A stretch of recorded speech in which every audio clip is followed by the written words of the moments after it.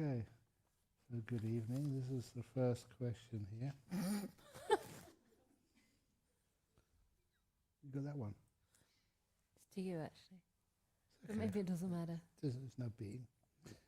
Thank you, Ajahn and ISC, for your precious teachings.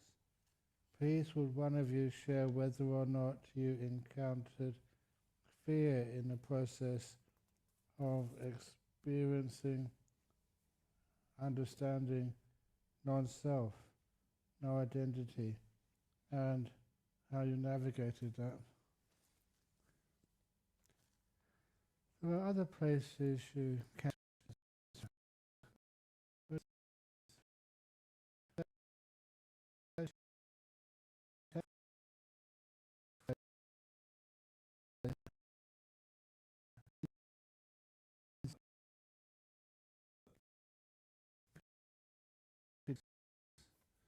and it's wise. You can let the things fall off, and that means that you don't really worry at all about what other people think of you. This is, your reputation is not really that important for you. I mean that, honestly. Which means you can relax to the max. It's all about relaxing to the max. If you have, oh look, these are some of the things which I get up to, which I sometimes I do this almost on purpose. When I was visiting Vietnam, one of the last times, it was at a conference. And I love going to conferences because I get to listen to other people giving their talks. And I can also, ask questions. On this particular time, the beginning of the conference, I wasn't presenting, so I sat at the back, on a seat. And I was just sitting there minding my own business, and then this Vietnamese monk came up to me. And he sat next to me, and he said, "Hello, how are you?" It was obvious to me that he was taking the opportunity to practice his English conversation. And I said, "I am very well, how are you?" And then he asked me, "Where are you from?" And I said, "I am from Australia." And then the next thing he asked was, "Oh, do you know a famous monk called Ajahn Brahm?" Honestly, that's what he asked. And I said, "Yes." "What's he like?" I don't know exactly how the conversation continued, but eventually they said, "I know him very well." And then I said, "I am Ajahn Brahm." And that kind of shocked him. Ah! He said, he was very respectful. And I was actually kind of messing around with him, but I love doing that. Just I was practicing not being me. It's very lovely not being you.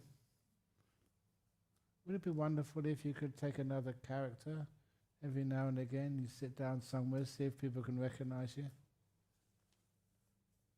Can we get you a beard? All right, Canda. Yeah, on one condition. You know what that is, don't you? And one conditioner, a hair conditioner. On one condition. He does know. What is it? You don't know the condition. No. You once said if I can grow a beard, I can ordain in your monastery. No, you don't need to sort of grow a beard to ordain in a monastery. You just go in. You're already there. Oh, you are, very often. Anyway, what am I doing? I don't know. So yeah, no, you don't get afraid of disappearing. It's a relief. And who are you anyway? Isn't it nice to have no ownership of things and no burdens to carry around with you? And no sort of people asking you, "You're Ajahn Brahm, you gave that terrible joke. I was just about to get enlightened yesterday, and you told this silly little joke which had nothing to do Like, the story why Ajahn became a monk. I don't care. Okay, that's enough of that one. Okay. All right. Your one. Okay. Dear Ajahn, if the 5 senses and the 5 hindrances are gone in the jhanas, I wonder, is there any correspondence with both of them? Yeah, good point. So have a look at your 5 hindrances. If you're craving, what are you craving for most of the time? Pleasures of the senses, maybe? Nice smells, nice chocolate cake, or treacle sponge, or not that Ajahn craves for it, but you enjoy it when it's there. Do you think about it when you meditate? No. Exactly. I do not have Just a had to check. treacle-coloured nimitta. Okay, I wondered if you might have had a treacle sponge nimitta floating past. Because you did have a Garfield one once. Oh, that was a couple of years ago. Oh, many years ago. Oh, I forget exactly how many. But you're meditating, getting nice and peaceful, nice and still. And then this beautiful yellow light came into the mind. And it was like a gorgeous yellow light, not an ordinary yellow light. More yellow than any yellow I've ever seen. And then I was getting very happy and very peaceful. I looked at it, but it had a form to it, like a shape to it. And I recognized it straight away. Unfortunately, I started laughing. And that was the end of that nimitta, because that was in the shape of Garfield the cat. And I realized I'd been looking at too many Garfield cartoons in the newspaper. I'm the only meditator I've ever known who's had the Garfield nimitta. Maybe many people get it but don't admit it. Yeah, okay. You never know. It could be, yes. Anyway, generally, the 5 hindrances are probably going to disappear and become extremely subtle, if not disappeared, before the 5 senses disappear. But the 2 are related. Once there are no 5 hindrances, in other words, you're not thinking about the sensory world with aversion or craving or feeling restless about usually thoughts, isn't it? Isn't restlessness usually manifesting in terms of thinking or trying to wriggle away from physical pain? That's the 5 sense world. Doubt, usually about whether you really want to let go. And what's the other one? Sloth and torpor. The body's usually very dull. Sometimes the mind as well, but why is the mind so dull? Because you've been thinking too much about the 5 sense world, right? And not experiencing the mind, because when you actually drop that 5 sense world and all the thoughts about it, the energy does flow into the mind, and the mind brightens up, you get more and more empowered, and that mind, as I said yesterday, tends to get so strong, the mind energy gets so strong that it kind of subsumes the body. So the body, along with the 5 senses are part of the body. So they do have a correspondence there. This is a very deep question. It's nice. Dear Ajahn Brahm, I had a good stare at my poo earlier, but it was nowhere near as beautiful as yours. Maybe in a few years.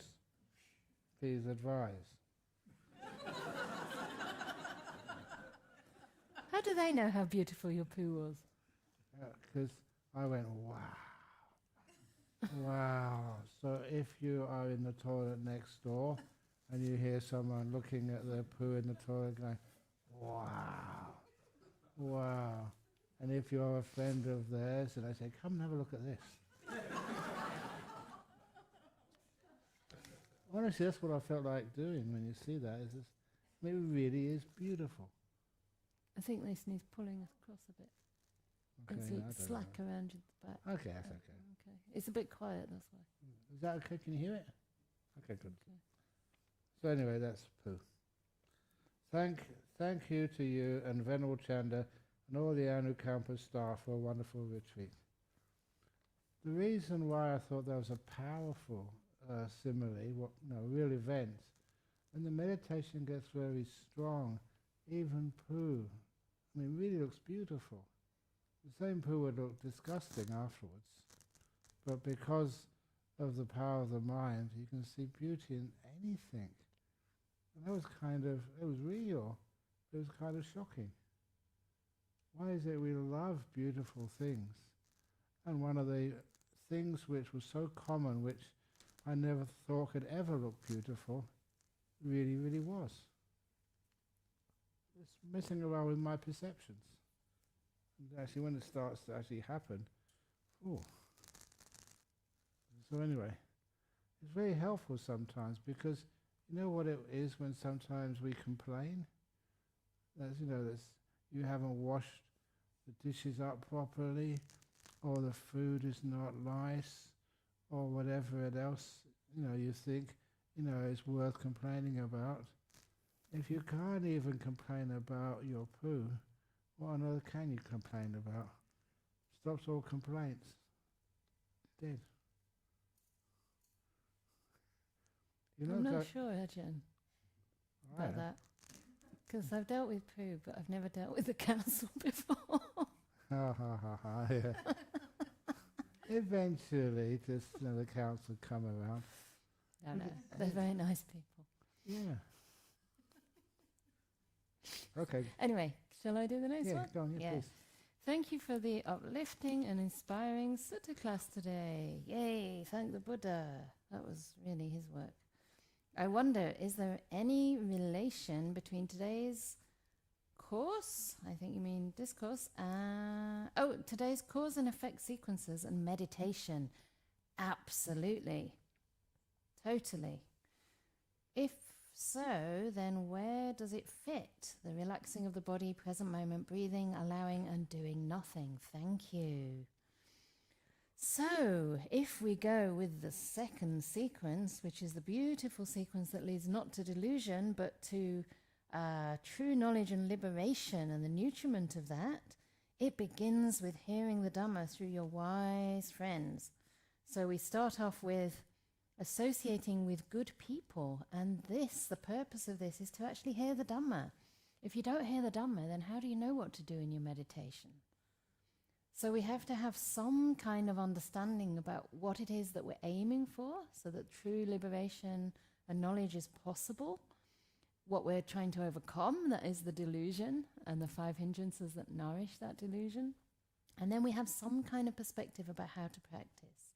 So as I was saying in the gradual training and the general sequence of the path, we have to somehow start to practice virtue in order to really make any progress in meditation. Of course, sometimes it might be the case, and in Burma, these 10-day retreats were developed for this purpose, because how do we know whether to start meditation first and then virtue develops as a result, or whether we have to have virtue and then meditation develops as a result? So the purpose of the 10-day retreats was that you basically can't break your virtue during that time. So the meditation has a chance to develop while the context of the practice is like a safeguard, so you don't actually speak to anyone. Speech is the place we usually break our sila most, isn't it? Isn't speech the trickiest and the subtlest of all the precepts? Like, if you're drinking, if you're having sexual misconduct, But how often do we just bend the truth a little bit, or we just kind of hide something, or reveal a part of what what a person's asking? We don't reveal the whole thing. We still try to kind of project a certain image, or we just waste time with our speech. So in these retreats, you have it kind of packed. So long as you're observing that silence, your right speech is perfect, and you're not harming anyone in that way. So, of course, if we can continue developing that virtue in our everyday life, then we easily have all the other factors. So the virtuous conduct then, in this particular sequence, is it even here in the opposite one? Let's have a look. So we have our, I always get mixed up with the order of these things, but basically it all has to come together. Okay, so if you start from wise friendship and then hearing the Dhamma, basically you get faith in that Dhamma. Because you have faith in that Dhamma, then you're able to start practicing things like virtue and mindfulness and wisdom and careful attention, because you understand how to observe things in a wholesome way, in a skillful way.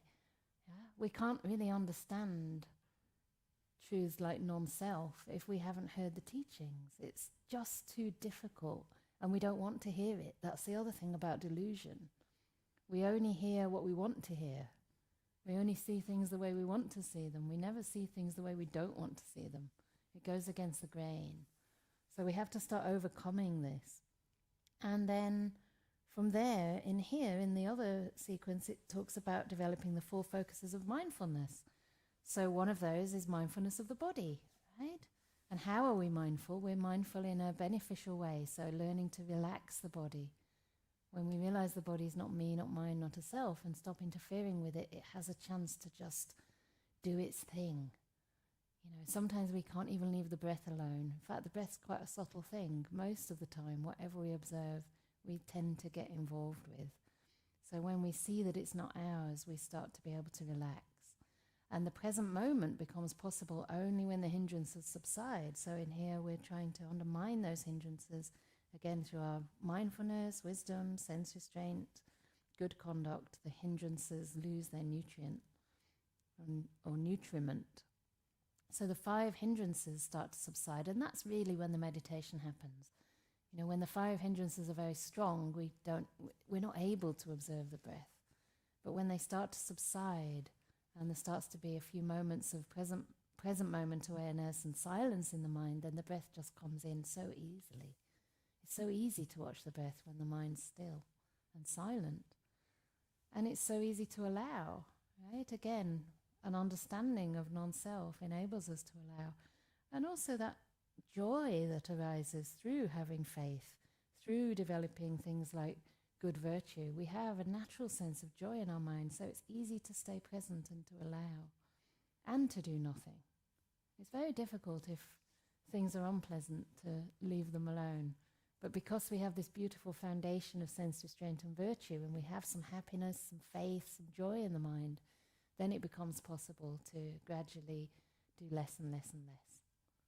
So the whole thing comes together. But really, I'd say the part of meditation is, of course, the 4 focuses of mindfulness and then the 7 enlightenment factors, but also any practices that start to undermine the 5 hindrances. So from our virtues through sense restraint, faith, etc., and all of those previous links. When the 5 hindrances start to get undermined, then we start to diminish the delusion and we start to see things as they are. So then it becomes easier to practice. Does that make sense? It's kind of all of it, right? It's all of it that leads to the meditation. I don't need to say anymore. Yeah. You said all of it. Okay. Anyway, the next question. In the sutras, there is often reference to Ajatakaya, Bahidakaya. Can you please explain Ajatakaya and Bahidakaya from a meditation perspective? It's a very simple question. Ajata means just, it's a conjunction of adi-ata, inside. Bahida means outside. That's what it means. Internal, external. My experiences, others' experiences. My body, others' bodies, right? Yeah. In the terms of kaya. Yeah. Is that clear? Yeah. I think the purpose of it is that all bodies are basically the same. It's just body. Whether it's this body or that body, it's the same. It's made of the same stuff. It's of the same nature. Yes. Yeah. Okay. You want another one? It was so short. Okay. I'm very fast. Can you talk more about the hindrances of sloth and torpor and restlessness? How these hindrances overcome? Are they always overcome in the same way? No, they're not always overcome in the same way. Sometimes what is the cause of them? There we find out how they're overcome. Sloth and torpor was a tough one for me when I ordained as a bhikkhu. And one of the reasons it was a lot was because, I looked at how I lived as a young monk. Number one, the Ajahn Chah asked me, actually not asked me, they told me, don't sleep more than 4 hours a day. And I couldn't get it down to 4 hours. 4.5 hours or 4.25 hours was the minimum I could actually live without sleeping. The maximum I actually needed to keep kind of healthy. I was trying, but I would always fall asleep. And then that was trying to lessen the amount of sleep. And also, in those days, in northeast Thailand, it was very hot. They had 3 seasons in Thailand. The hot season, the very hot season, and the hot and wet season. Sometimes they called it cold season, but I couldn't agree with that. It was always hot. And where we would sit would be in the jungles. And there was just so dense air. It was just no wind and very, very humid in there. And the food we ate, I used to be a vegetarian before I became a monk. And I remember that's one thing which I had to renounce as well, believe it or not. And I remember eating the first little prawn. And that was just traumatic. I still remember it. And they said you had to do that because the amount of vegetarian food, especially in northeast of Thailand, was 0. And, you'd starve. So anyway, I was eating, honestly, bad food, really hot, not sleeping enough, and meditating in very, very humid conditions. And how I found out about that was then one day I had to go to Bangkok to actually renew my visa. Visas were pretty easy, but you had to actually go there in person and get it all signed off for 1 year. So I went down to Bangkok, and there was a monastery there where you could stay. And the monastery where I could stay, they just built a new accommodation block for visiting monks. And it was much cooler and didn't have Ajahn Chah looking over my shoulder, so I could sleep much more than 4 and a little bit hours, 5 or 6 hours, catch up on some of the sleep. And one of the other monks who was also doing his visa there found there was another lecture room in that monastery very close by with an aircon.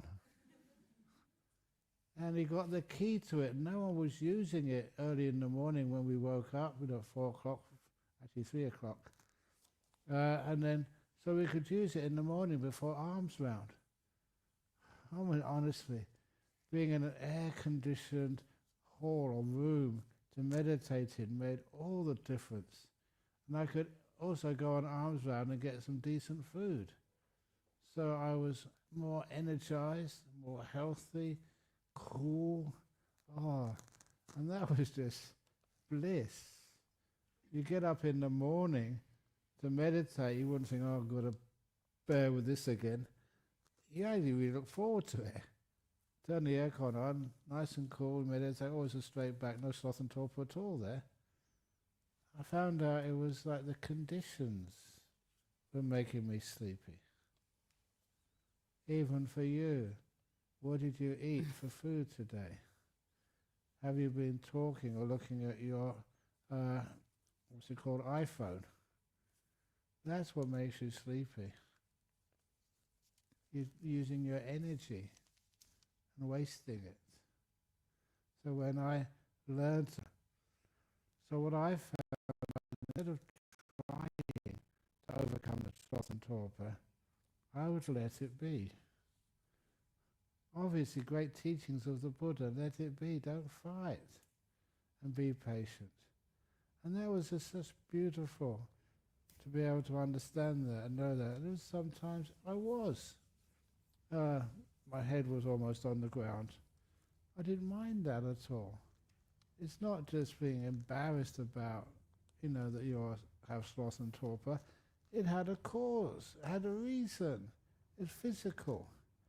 And then afterwards, what I would do, once I realized, yes, I was dull, I still realized enough that I was dull. I still had some mindfulness. That was enough. I just leave me alone. If that's the reason why you have no energy and you're very dull, then just stay there. Don't do anything. It's not me. It was that non-self was very strong. And then it always would happen the same way. Your head was down, very sleepy. And then it would just lift up, all by itself. Those were the fascinating things about meditation, experiencing it. I never did it. I never said anything. I never gave any orders. It was just dull, and then it straightened up, all by itself. And when I talk about that, I'm going to spend a little bit more time here, because there was other things which, you found out happening to others when the body looks after itself and heals itself. And this was when I was teaching a meditation retreat in the early years in Perth, and somebody, when I came out of meditation, they said, I need to talk to you a moment. They said, see that woman over there? And I had a look, and she was twisted around. I mean, really twisted. When I sort of, naturally, when you want to explain it to somebody, you want to sort of, try and imitate it. I couldn't do that. I can't do it today. Really badly twisted. If I did it now, you'd have to put me in hospital. And then she was really badly twisted. And then I said, just leave it alone for a moment. When she came out of meditation, I asked her, did you know how twisted you were in your posture? No, I was fine. No. And then I sort of paused. You get the understanding what was happening. I said, when was your car accident? I never told you about that. My goodness, Ajahn Brahm, you have got psychic powers. Not psychic powers. This is what happens. I know enough about my body. She had been in a very, very bad traffic accident in her car.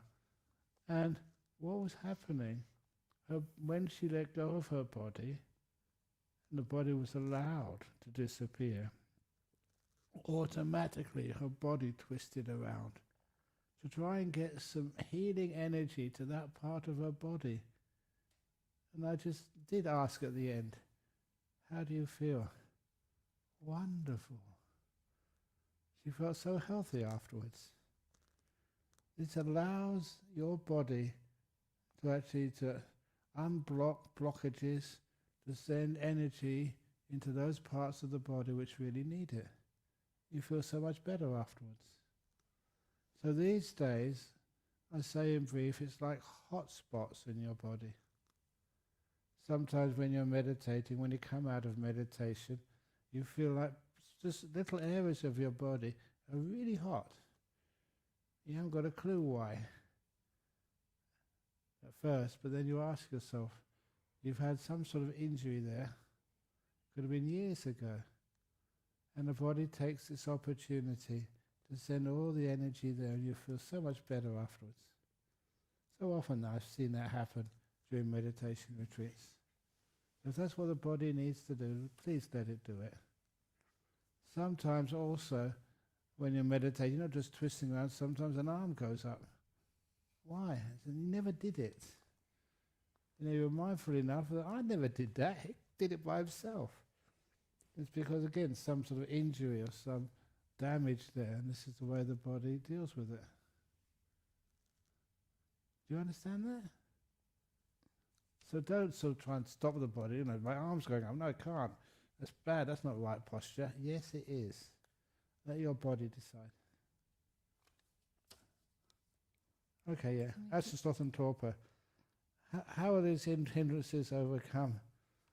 Knowing them, understanding them, learning from them. When you get to know them, you get to know why they're there, and don't just try and overcome them. Make sure their causes are understood. When the causes disappear, you had enough food to eat, not too much. You've had enough rest, and the temperature is good for you. It's not overcoming, it's just allowing them to disappear. Next question? Yeah, please, yeah. All right. Question about the end of doubt in the Buddha's teachings. I have no doubt in the efficacy of the Buddha's teachings as, number one, it's logical, there is suffering. Suffering is caused by craving, ending suffering to end craving to end suffering. Also, I can see now that suffering is caused by wanting and craving. I can see little by little in my experience that it works. Less suffering, less anger, less frustration, confusion, calmer, more content, less agitation, and happier. Excellent. So I can extrapolate and see that if one goes all the way, one ends all suffering. And about that, and that, also that there's no other way. Does that mean I have no doubt in the Buddha's teachings? Can you give examples of doubts that can still be there regarding the teachings? Thanks. So this does not mean you have no doubt, as in the fetter of doubt has been abandoned. That's not what the fetter of doubt is about. But it does mean you have confidence in the Buddha's teachings, at least the first level of confidence. You're starting to see how these things work. So that's great, and that's going to be a strength and a power for your practice. That's confidence based on whatever experience you've had so far, which is real and experiential for you. But the actual uprooting of doubt as a fetter is more than just a lack of doubt. It's actually a direct experience of the results of these teachings taken to a very deep level. So the difference between understanding that there's suffering, seeing that suffering is caused by wanting and craving, and actually ending that wanting, actually to some degree penetrating those Four Noble Truths to the level of a stream winner, that's when the fetter of doubt is removed. So it has to be a direct experience of things like seeing that the mind can end, seeing that there is no self, actually experiencing that, not just understanding that there is no self and seeing how that could be true, but actually having that as your direct experience. That would be the end of doubt. The end of doubt that rebirth is a reality and how rebirth happens, the knowledge of the cause and effect process, not just not doubting that cause and effect is true, but actually understanding how rebirth happens. You may still have other lingering doubts, such as doubt that it would be good to ordain. Do you have that doubt? You must have that doubt, because most of you I'm looking at are not monks or nuns. So that's a doubt. So is there some doubt that you could give up to that level, to that extent? What other doubts might you have? Doubts that it's really possible for you to be fully enlightened in this life? Okay, maybe you think it is, but you don't know. You don't know that. So I think the ending of doubt as a fetter is more than just no doubt. Intellectually, it's actually a knowledge that arises, a knowledge that there's no more rebirth in lower realms for you, a knowledge, a direct experience of that. Yeah. Can I add to that? Because there's a simile which I was half going to make. It's a simile from my own life. I think you know this simile. My 6th rains retreat as a monk over in Thailand. I was only 29 years of age. I had my 29th birthday on that year. And I found a beautiful monastery. It was perfect in every way in the middle of a tea plantation. I had as much really good tea as I could ever drink. For an English monk, it was paradise. It was up in the mountains in the north of Thailand, close to the Burmese border. It was very, very, very peaceful. They had a traffic problem up there. 1 car a week. You had to be looking in the right direction to be able to see it. Totally peaceful. The lay people there, they just wanted to feed me. They didn't really want too much Dhamma to listen to. They were busy. And that was where I just told one I really liked the fried bananas. That was that simile up there. That's all they gave me, 1 meal a day. Just fried bananas. The whole day, that's all you ate. Only once? Only once, yeah, thank goodness. I was sick afterwards, obviously. But I remember being up there by myself, and my meditation, there's also a beautiful cave in there. It's after lunch, after breakfast, one meal a day, I went into the cave and just stayed in there most of the day until I came out in the afternoon, and then had a cup of tea. And it was a brilliant monastery. And you'd think that I could get some good meditation up there. But the meditation got worse and worse and worse. I started having restlessness, but not ordinary restlessness. I was still young, and I started thinking, that girlfriend which I knew, I wonder if she's still available.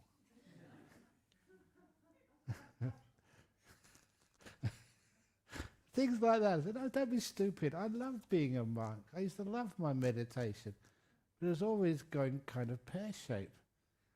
And so I tried and tried and tried all sorts of ways of overcoming the hindrance of wanting, especially as it was with lust. And nothing was working. And I had no one to talk to. Even if you had a telephone there was this way up in the mountains. There was no connection there. So it was very remote. And so in the end, I was getting so frustrated. I went to the Buddha statue in the hall, bowed 3 times, and actually I said, help. And I know what it's like when you're really trying your best, but nothing is working. And so I decided, because I was a Westerner, do a deal. And my deal was, I promised to the Buddha that I would try to behave most of the day, but from 3 p.m. to 4 p.m. every afternoon, I would go to my hut, I would sit comfortably leaning against the wall, and I would allow my mind to think of any thought it wanted to, even the ones I'd be most embarrassed to tell anybody about. I could think anything from 3 to 4. The rest of the day my mind would behave. That's how desperate I was. What happened blew my mind. When I got up there, I was still tired. It was as hard as ever to try and just focus on things like my breathing. So I went up to my room, leant against the wall, and said, okay, now you can think of anything, any fantasy, any weird stuff. I'm going to give you full permission to do what you want to do. And for that hour, my mind watched every breath without missing one. So easy. When I gave it permission to do the most weirdest thoughts, to be really restless, it watched my breath instead. That's honest, that's true. I mentioned that to you many times. What the heck was going on then? When I was trying to control my mind, being embarrassed that I was thinking thoughts which had nothing to do with being a monk, when I was trying to control it, that's why it went crazy. When I let it be, you just watch the breathing. Easy as anything. That taught me a great lesson. That's what happens. The next question. This question. How do you want to do that one? Okay. Dear Ajahn, do all the paramis need to be perfected before stream entry, or is there a good enough status, or is there one that absolutely must be perfected crucial? The paramis of perfections. We know that how many paramitas are there in Theravada Buddhism? 10. How many paramis are there in Mahayana Buddhism? 6. What is going on there? If you look in the sutras, you don't find any paramitas there.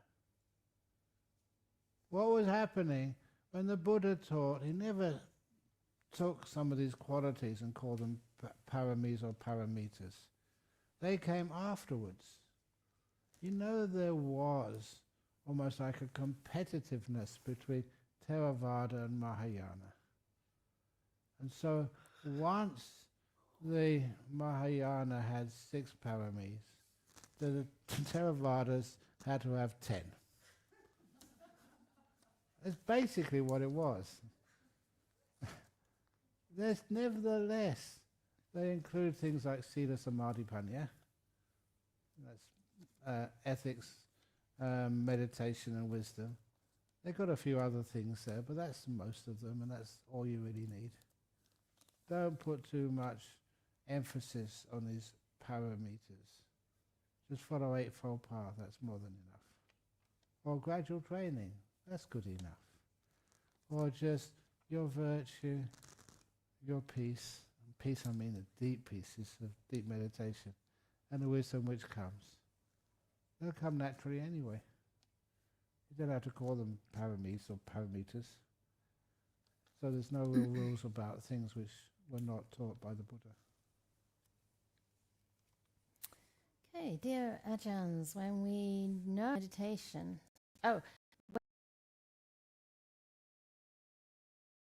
feelings of peace or whatever is right in our body, ignoring the rest, and when to make emotions or bodily pain the object of our meditation, entering its center with kindness. So there's a couple of questions here which are actually quite different from each other. So I'll go for this one first. So the when do we know business, there is no rule book. I often say this. People, ask questions like this and like how to overcome hindrances. And the fact is, this process is always changing. It's always new. So there's no one way and there's no one answer for when to do what at what time. So really have some room for play and experimentation, creativity. It's good to experiment and see what works. You're not really going to go wrong. You're only going to learn from that. So don't worry about getting it right. Just try different approaches, try different methods, and see what works best at any given time. On the whole, to enhance the feelings of peace or whatever is joyful, I guess you mean, or pleasant in the body, the best way is just to, again, put the causes in place. If peace is already there, then the best way to stay with that peace is to really feel grateful for it, to value it and to make it important, not to try to keep it going, not to try to kind of cling to it in any way, but just to allow it to be and to value it. So it's not really about ignoring the rest, it's more about appreciating whatever piece is there.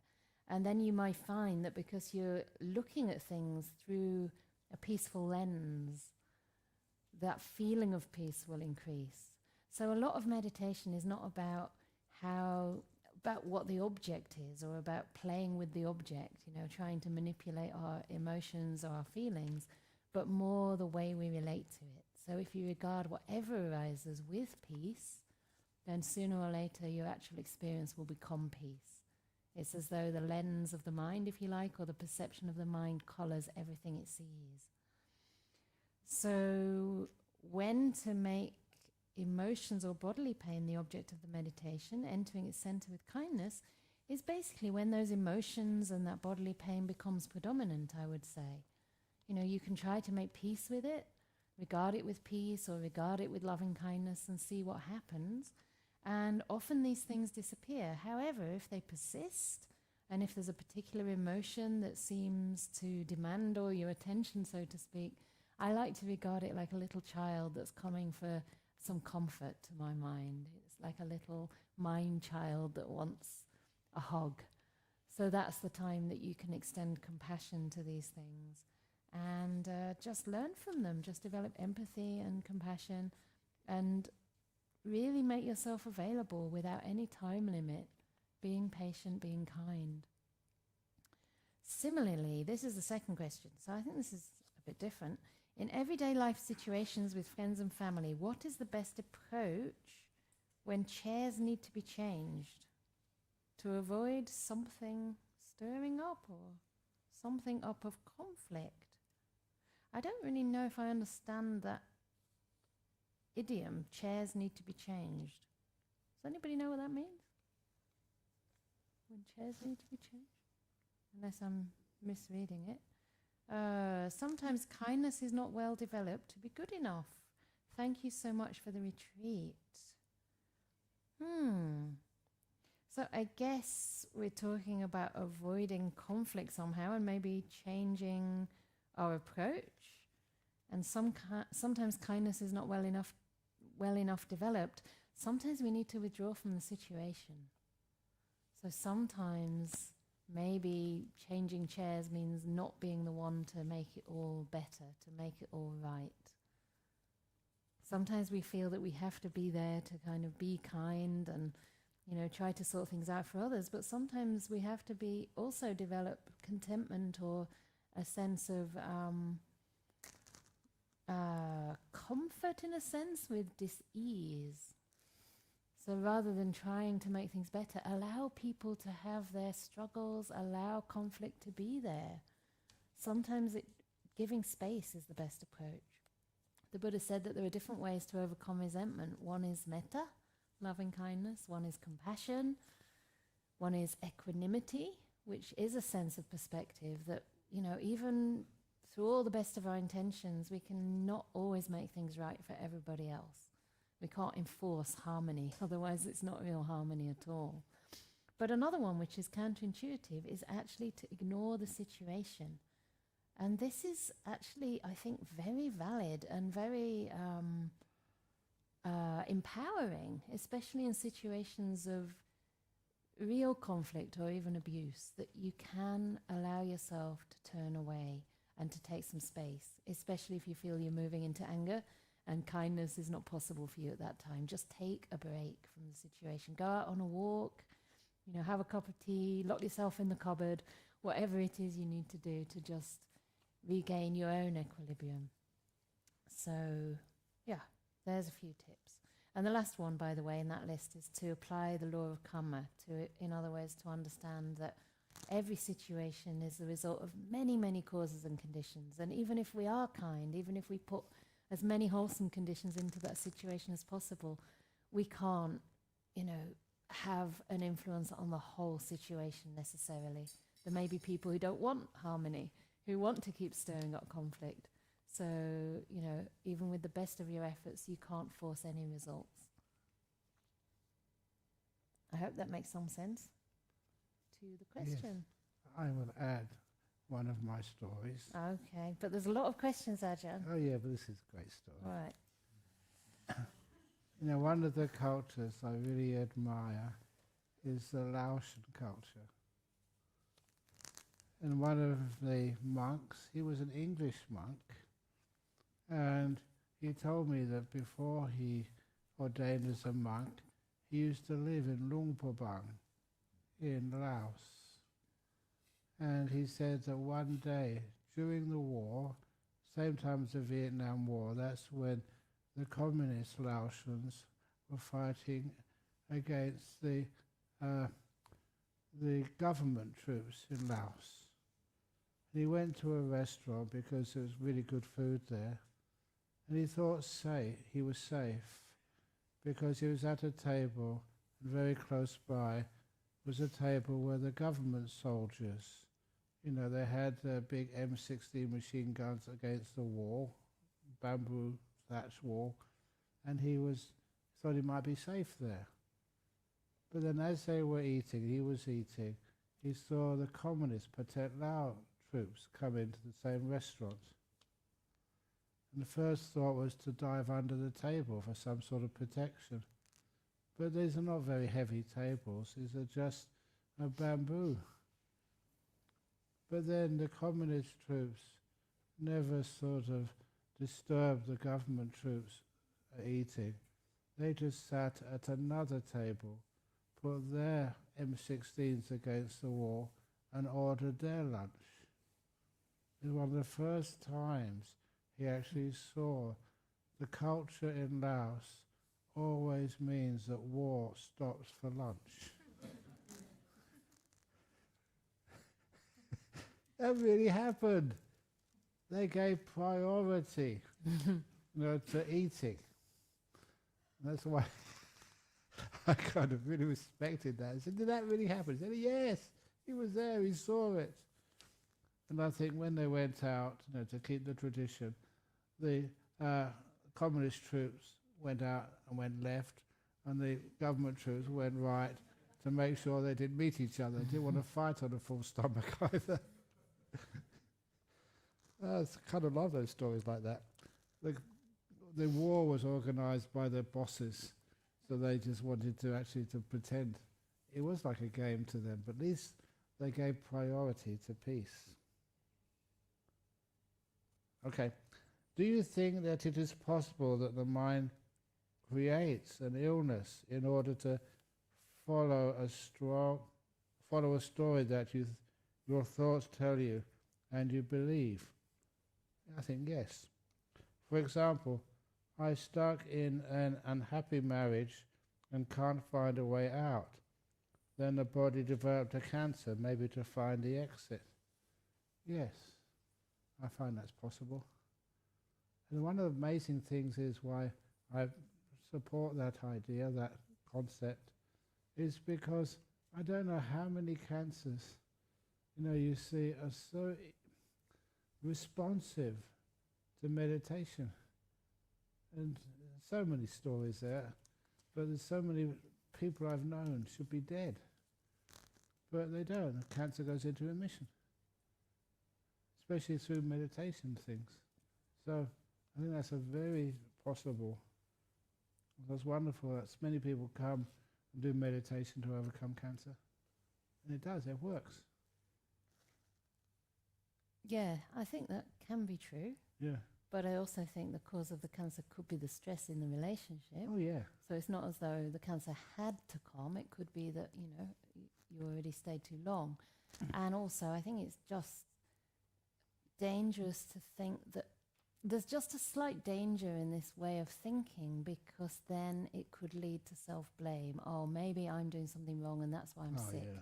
Or maybe, I don't need to have any treatment. If I just meditate, then I'll be fine. And one of my friends actually did that. She was only 46.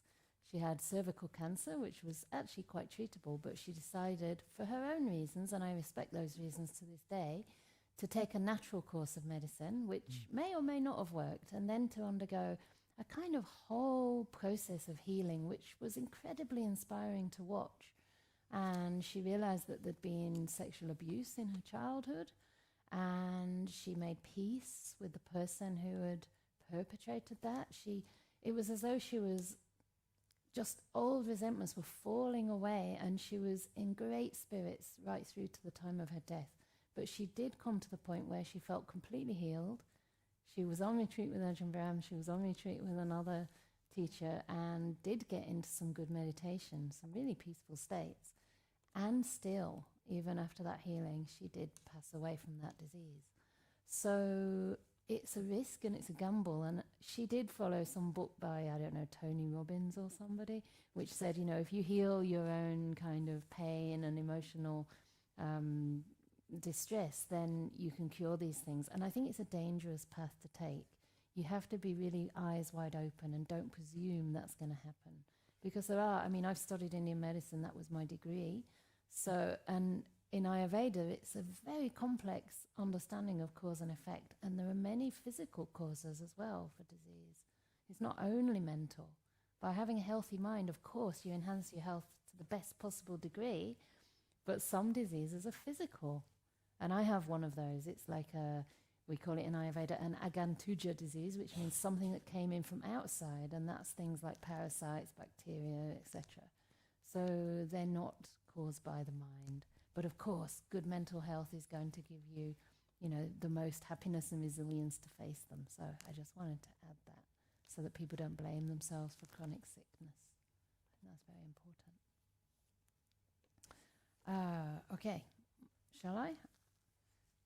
Yes, of course. I have heard that the Dhamma is slowly fading from this world and eventually it will disappear. There are fewer and fewer people who embody the Four Noble Truths and practice for the remainderless ending of all suffering. Do you think this is true?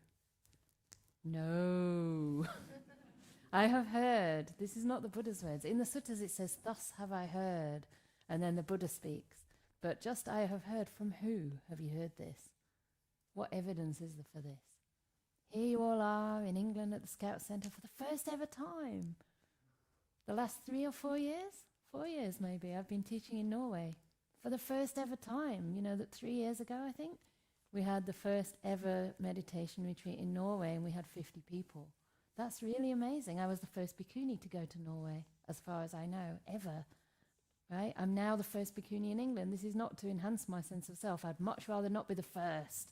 I'd much rather be the 20,000th bhikkhuni in England, believe me. Then I'd have lots of bhikkhuni friends.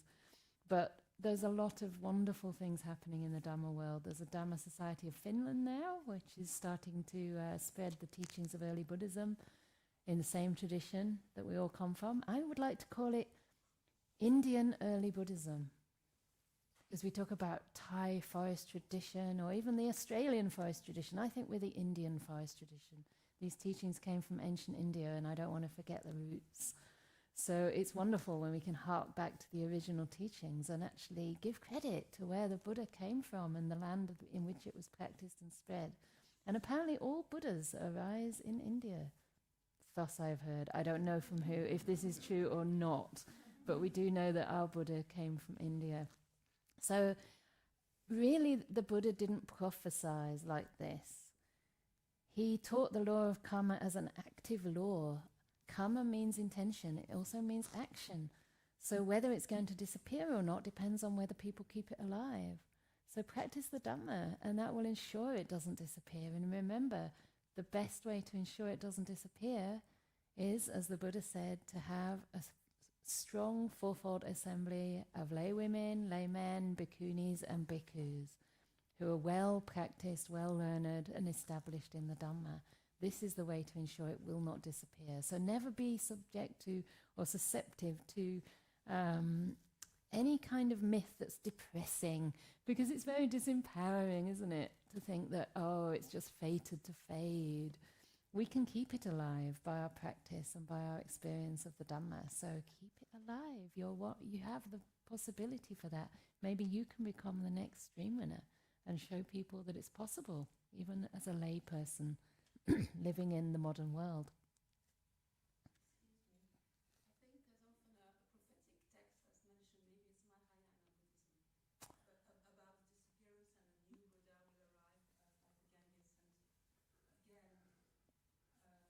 But it's Where does that come from? The commentaries? let it.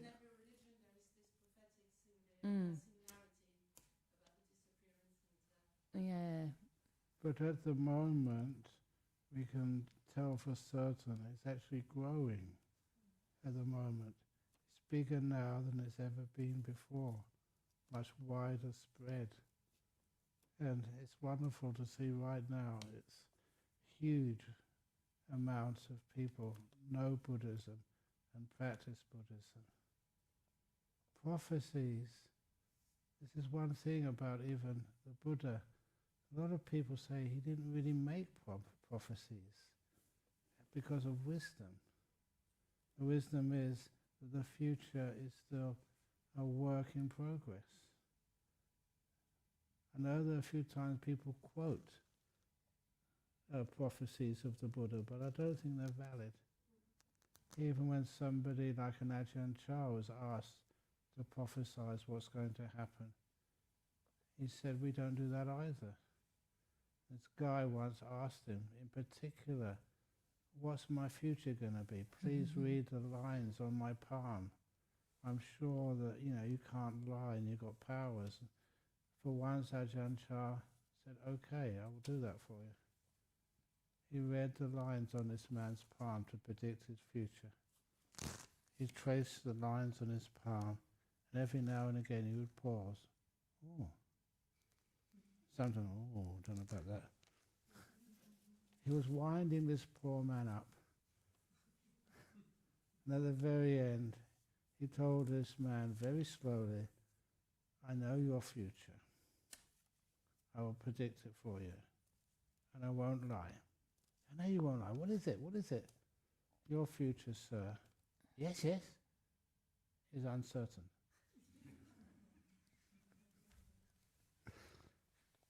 And that was true.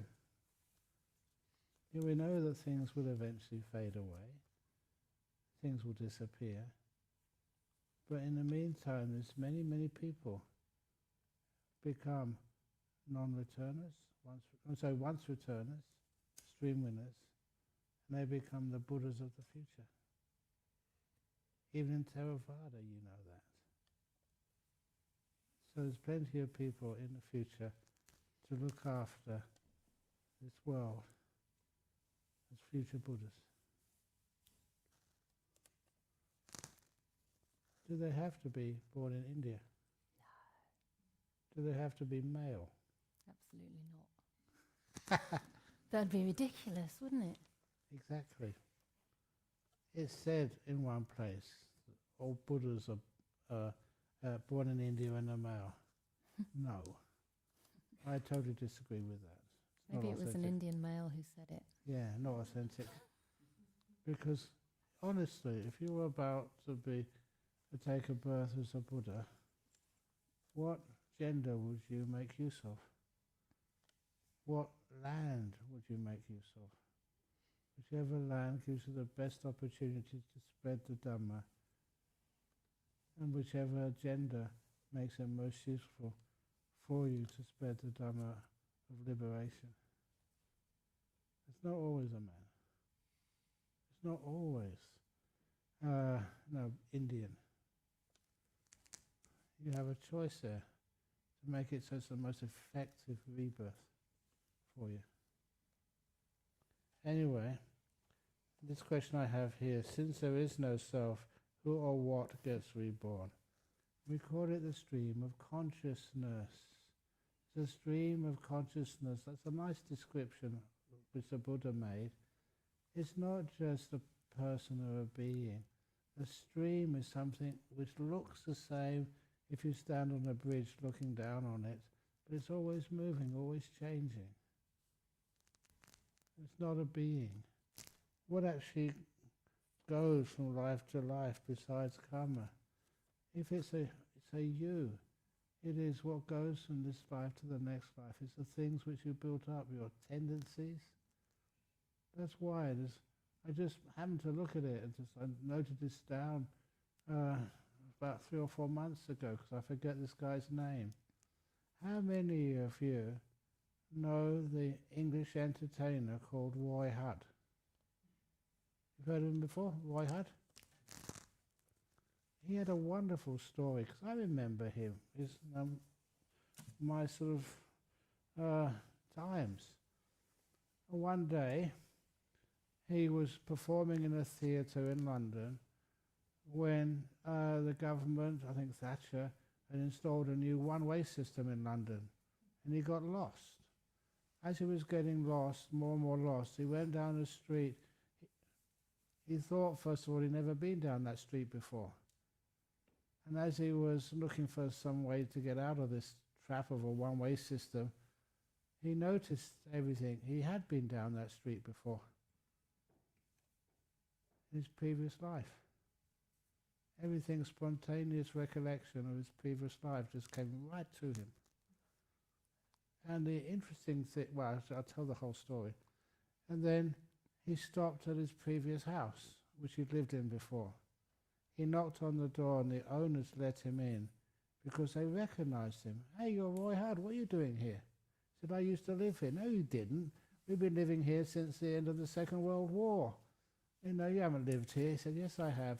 This is where you did the renovation there, and this is where you did the renovation there. If you look on that blue plaque stuck to your wall, which they have in London, where famous people used to live. That was me before. In my previous life, I was Dan, D-A-N, Leno, L-E-N-O, probably the most famous of the Edwardian music hall performers. And of course, the owners of the house were gobsmacked. Even he was really sort of surprised.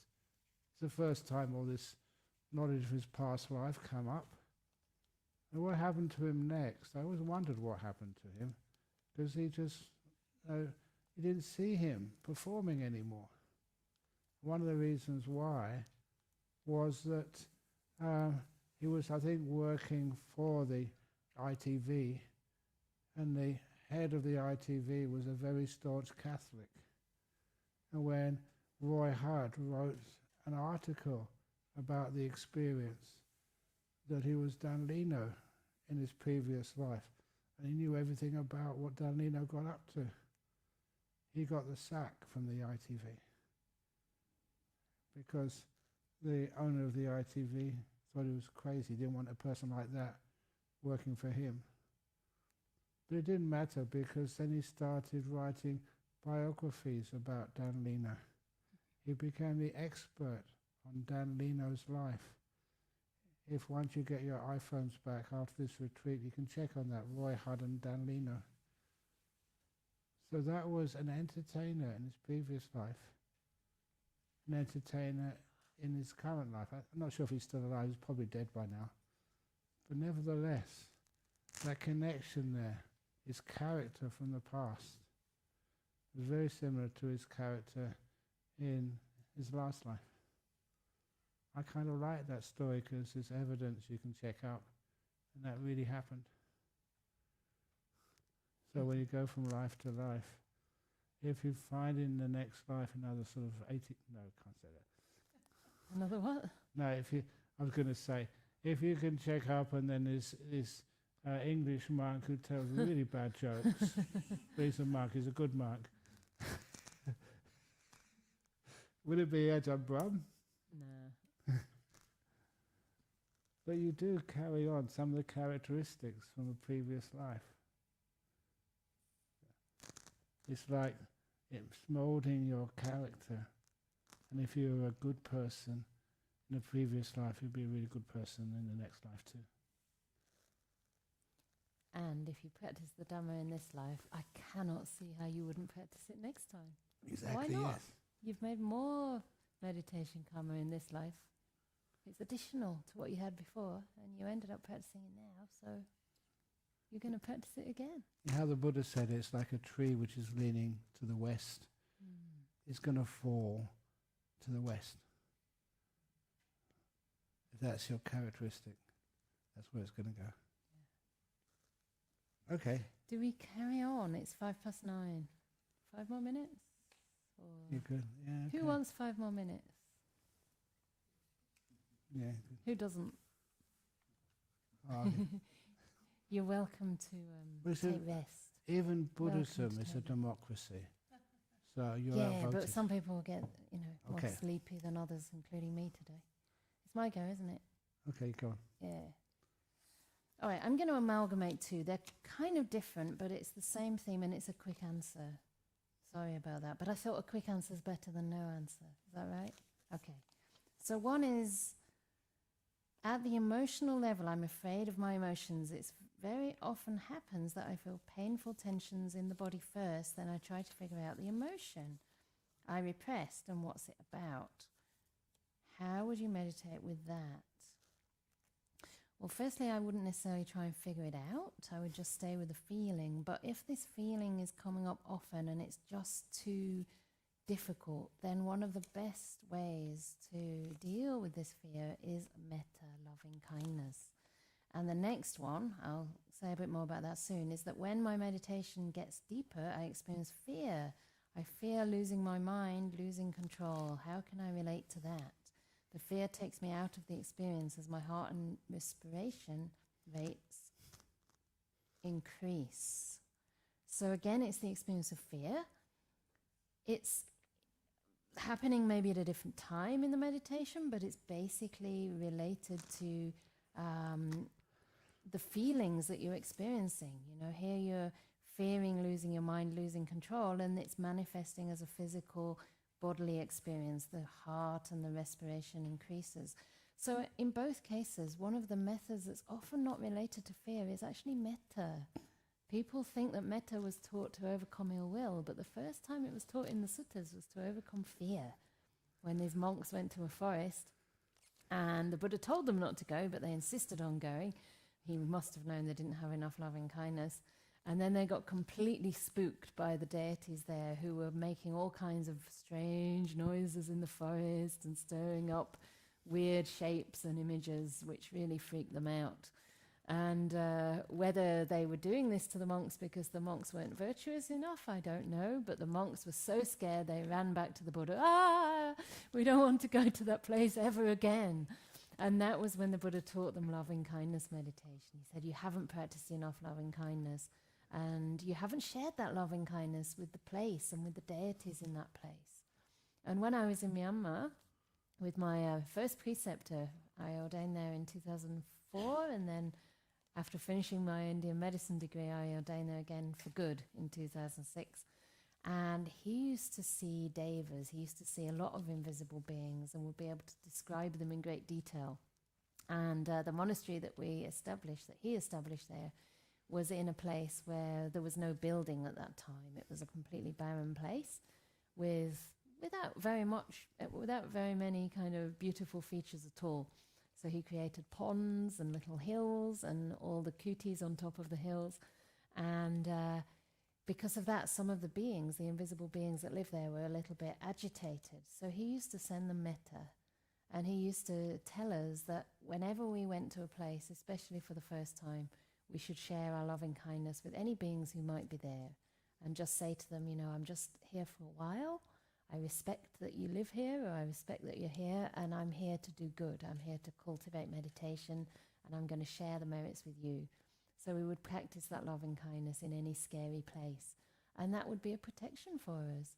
And eventually the deities in those areas, the devas and other beings that he described like half person, half bird, maybe it was some kind of Garuda bird, eventually they settled down, and he would say, okay, now we can go meditate in those places. So in the same way, you can practice metta, and it will help overcome fear, because it resources the mind. It's like Ajahn Brahm was saying about karma. You can dilute karma. Some of the things that arise are just ingrained habits. How many times have we tried to let go and met the sense of self and feared letting go of the self? It's an ingrained habit. The same with emotions. We've been taught that some emotions are taboo. Some emotions may have been repressed because they're overwhelming to us. So when they arise in a mind which is small, which is frightened, which is not expansive or filled with love, then it has a very big impact on the mind. But if we can develop states that are boundless, states of loving kindness, then when there's old emotions or emotions which, are maybe our habitual tendencies arise, they arise in a mind which is big enough to hold them without being shaken. And that is the simile of the salt in the Anguttara Nikaya. Put a lump of salt in a small glass, in a mind that's brittle, in a mind that's kind of already a little bit tense, and that glass of water is incredibly salty. Put that lump of salt in a big lake, a mind of loving kindness or compassion, or just a mind that has a great deal of peace, and then there's hardly any impact at all. So cultivate loving kindness as another practice. It doesn't have to be every session, but do a lot of loving kindness, and over time that fear will be less of a problem, less impacting for you. Can I do this question? It's quite an inspiring Yeah. one. Dear Ajahn Brahm and Venerable Canda, thank you so much for the wonderful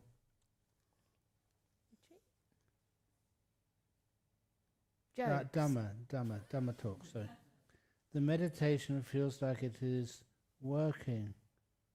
My breakfast my breakfast tasted amazing this morning, and the sun across the frost-crested grass was shining. I barely made it to class on time.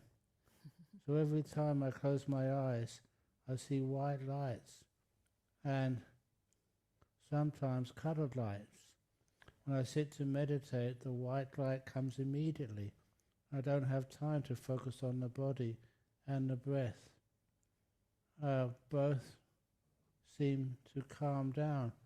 However, this is as far as I go. The light is relatively bright and stable.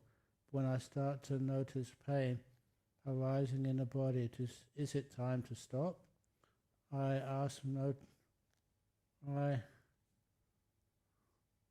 also notice myself kind of losing it and almost feeling like I'm going to fall off my stool. My stool. I say, Yeah. thank you. And the felt back. How do I allow all these experiences? Also, at one point, I felt I was having a hot flush. I'm a menopausal woman. I probably was. Or could this be pity? Thank you. That's really nice. But one thing that's all sort of goes together, you know, even the breakfast tastes more beautiful than it's ever tasted before. And you see, it was a beautiful morning this morning, you know, in the frost and the light. And when you can really appreciate that, it does feel more beautiful than you've ever seen before. And one thing I would say there is when you close your eyes at white lights appear and you think you can't even stay with your body long enough, they don't have to stay with your body long enough. The body is just not necessary anymore. Sometimes it's like those days I used to build, and we get some wood from the shop, and it's already been cut to the right size. It's already been smoothed and planed. I don't need to cut it or plane or smooth it. You can pass those early stages because it's already there, this moment. You've got lights coming up in your mind. You don't even need to start watching your breathing. The breathing is not necessary now. The breath will keep going in and out, but you don't need to focus on it to calm yourself down. You're already in a very calm state. And the reason I wanted to answer this question is because that does happen. Sometimes your meditation really starts to buzz. I might not be making noise, but really is going well. And you just close your eyes and the nimitter's already there. It's because, you know, you've already done that background and you've maintained that peace, that tranquility, that purity. So all you need to do is sit down and take that nimitta and, you know, you're way ahead. If there is any pain which comes up, if you can get into those deep meditations of nimitta quickly, you don't feel any pain. There's one example of that in the north of Thailand. Once I had this long bus ride, and when I finally got to this monastery, the head monk there said, "Oh, you're just in time. We're about to start our meditation." "Oh yeah, I can do some meditation."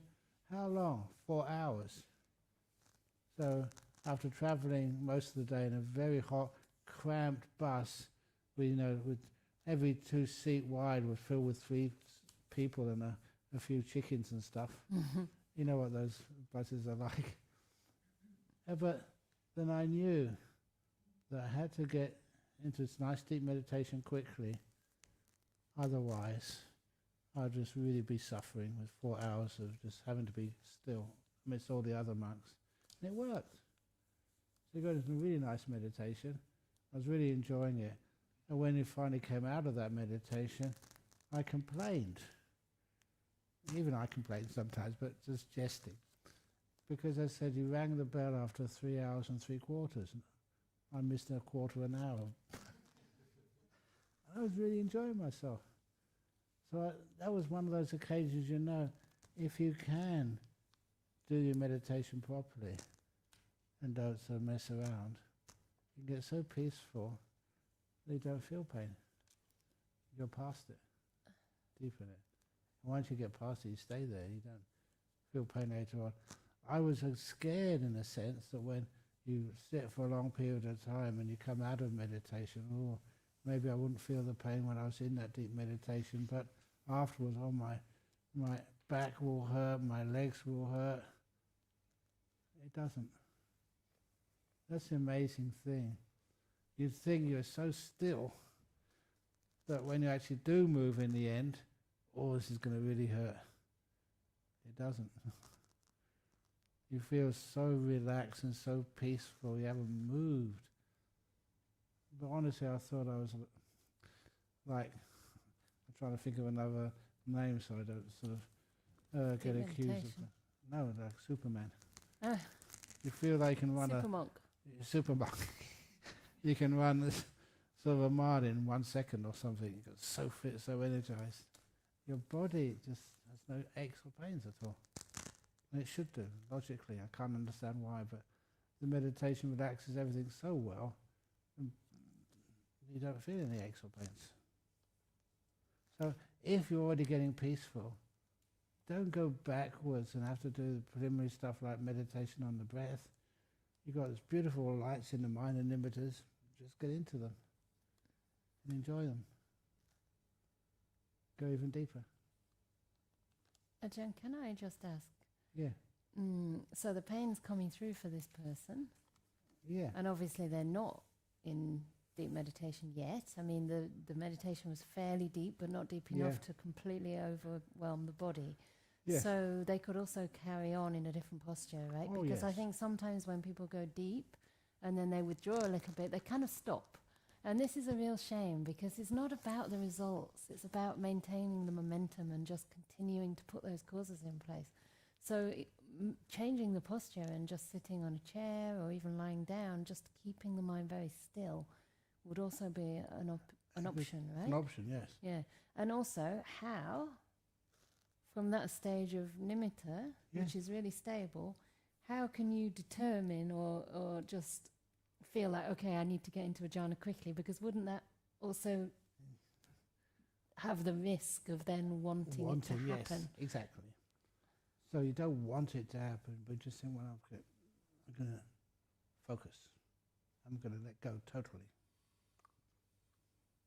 And that's when you don't have to go back to the breath. Yeah, of course. But I mean, if you have this idea that you have to go in quickly, then this can spoil the meditation, can't it? Quickly maybe isn't the wrong word. Just don't mess around. Yeah. That's what works. Okay. We should stop. There is one little question.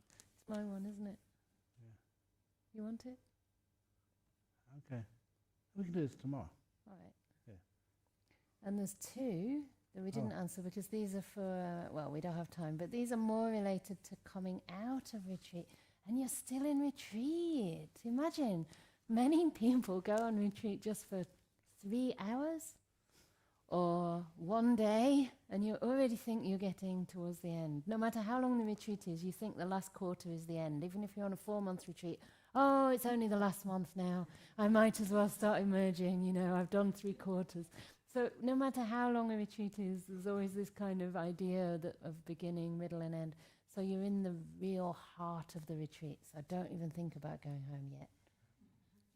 So they'll come later. Excellent, yes. Shall we keep those 3 then? Yeah, tomorrow? sure, yeah. Right, we'll keep those 3. Thank you for allowing us to teach and answer your questions a little bit longer.